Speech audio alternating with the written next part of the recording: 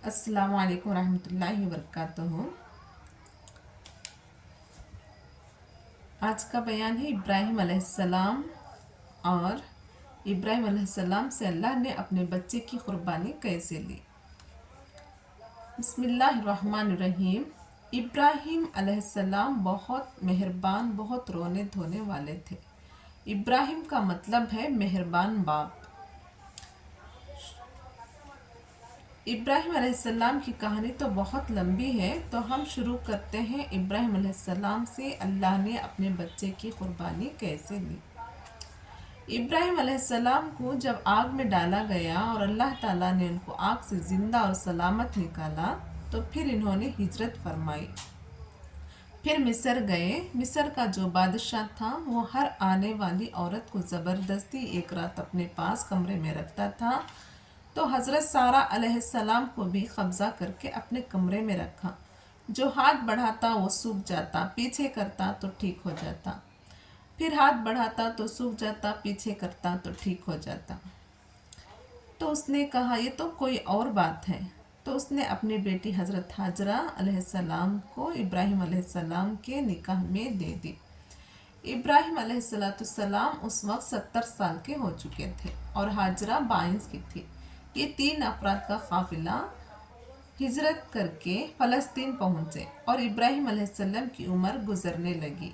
रब्बी humbly मिनस्सालिहीन ये दुआ करते थे, या अल्लाह कोई नेक बच्चा दे, या अल्लाह कोई नेक बच्चा दे। औलाद का नेक होना ज़रूरी होता है। तो तकरीबन 84 साल के करीब में हज़रत हाजरा अलैहिस्सलाम से अल्लाह ने बेटा दिया। सारा के बजाय हाजरा से बेटा दिया। अल्लाह की हिकमत थी, अल्लाह भी यही चाहते थे। तो हज़रत सारा को बड़ी तकलीफ़ हुई, कहने लगी इस बच्चे को मुझसे दूर कर दो, इस बच्चे को मुझसे दूर कर दो, मैं देख नहीं सकती। तो जिब्राइल आए थे, अल्लाह ताला भी फरमा रहे थे कि इसको यहाँ से दूर करो। कि कहाँ ले जाऊँ, तो हम बताएंगे कि कहाँ ले जाना। तो जिब्राइल अलैहिस्सलाम इंसानी शक्ल में ऊँट पर सवार होकर तशरीफ़ लाए और पीछे हज़रत इब्राहिम अलैहिस्सलाम अपनी ऊँटी पर, बच्चा और हाजरा अलैहिस्सलाम, और आगे जिब्राइल अलैहिस्सलाम इंसानी शक्ल में रहबर के तौर पर। फ़लस्तीन सरसब्ज है, कहीं खुश्क है लेकिन पानी है, अच्छी आबादी है। चलते चलते चलते 1 महीने का सफ़र करने के बाद जो वो इलाका शुरू हुआ जहाँ काले पहाड़, काले पत्थर, कोई पत्ता नहीं सब्ज़े का और कोई निशान नहीं पानी का। और वहाँ से चलते चलते 4 पहाड़ों के अंदर एक वादी सी आई। जब वहाँ पहुँचे तो जिब्राइल कहने लगे अल्लाह के नबी यहाँ हाजरा और इस्माइल को छोड़ दें।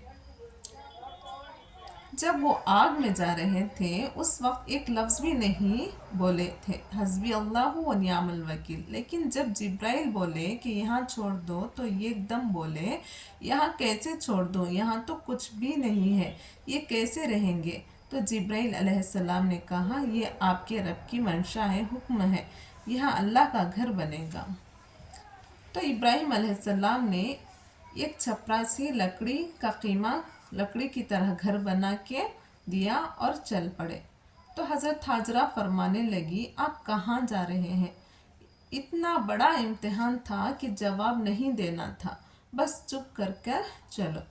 हज़रत हाजरा ने फिर से पूछा आप मुझे छोड़कर क्यों जा रहे हैं। आगे से खामोशी। चलते चलते वो 3 मील तक वो आपस चल पड़ी। खुदाई पहुंची तो उस वक्त उनको ख्याल आया कि अल्लाह के नबी हैं, कहीं उनको अल्लाह ने ना कहा हो। तो हज़रत हाजरा ने इब्राहिम अलैहिस्सलाम से कहा आपको अल्लाह ने कहा है कि आप मुझे छोड़ दें। कहने लगे हाँ। उफ जाओ, मेरे अल्लाह मुझ पर ज़ाया नहीं करेंगे। हज़रत हाजरा के पास एक छोटा सा मुश्किज़ा था पानी का। इसमें घूंट घूंट पीकर बच्चे के मुंह में भी डाल रही थी। उस मुश्किज़े पर 3 दिन गुजरे, पानी ख़त्म हो गया। उधर इस्माइल की थाड़ थाड़ शुरू हो गई। प्यास की वजह से, भूख की वजह से बेबस माँ देख रही, मैं क्या करूँ। मशरिक़ देखते हों, मगरिब देखते हों, दाएं बाएं देखते हों, कोई है फरियाद सुनने वाला। ये हालत थी। उस वक्त اسماعیل کی نیچے اترتی بچہ غائب ہو گیا۔ پھر دوڑ لگاتی مصر کی شہزادی مکے کے نوکدار پتھروں پر دوڑ رہی تھی۔ جب بچہ نظر آیا پھر آہستہ ہو گئی، پھر مروہ پر چڑھی، پھر صفا پر چڑھی، پھر مروہ پر چڑھی، پھر صفا پر چڑھی۔ آخری مروہ پر تھک کر 7 چکر لگا کے گر گئی، یعنی 7 چکر ہی لگانی تھی۔ پھر انہیں کی ہمت جواب دے گئی تھی، وہ گر گئی۔ پھر اٹھ کے دوڑی اور دیکھا کہ ایڑیوں سے پانی نکل آ رہا تھا۔ چکر کیوں لگائے، پہلے ہی نکال دیتے۔ یہ 7 چکر، درد، تڑپ، اس کے بعد پانی کیوں نکالا، پہلے کیوں نہیں نکالا؟ کیونکہ عشق کا راز ہی ہے۔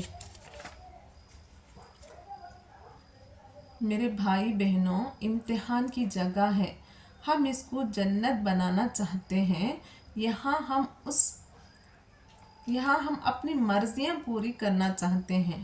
بس اللہ کی قسم، جس نے اپنی مرضی پر چلنا شروع کیا وہ تباہ ہو گئے، جو اللہ کے رسول کے دائرے میں رہ گئے وہ کامیاب رہا۔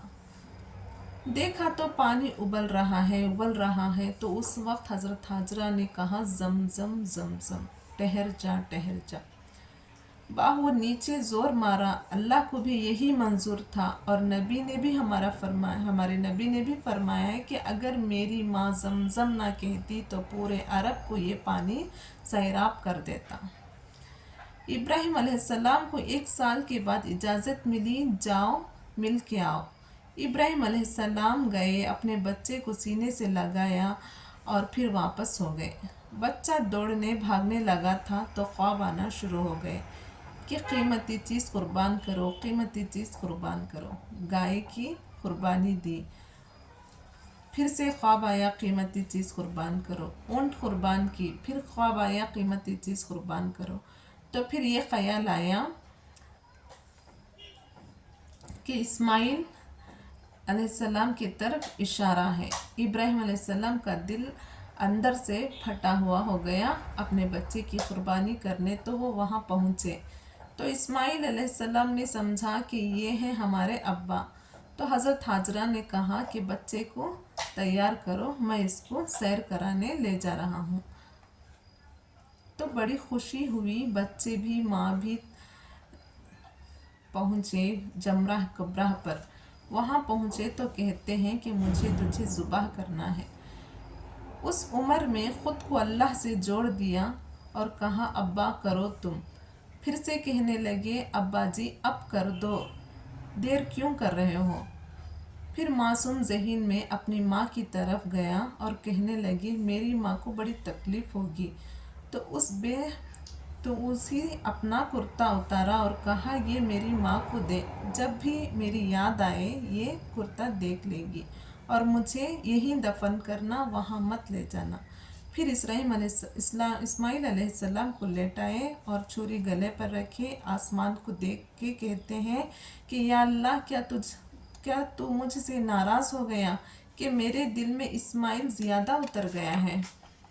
یا اللہ ایسا کبھی نہیں، یا اللہ یا کوئی تیرا امتحان ہے جو تو لے رہا ہے، یا اللہ تجھ پر سب کچھ قربان ہے۔ اور یوں چھری چلائی، اور اللہ نے چھری کی کیا حیثیت ہے، اس نے چلنے سے انکار کر دیا۔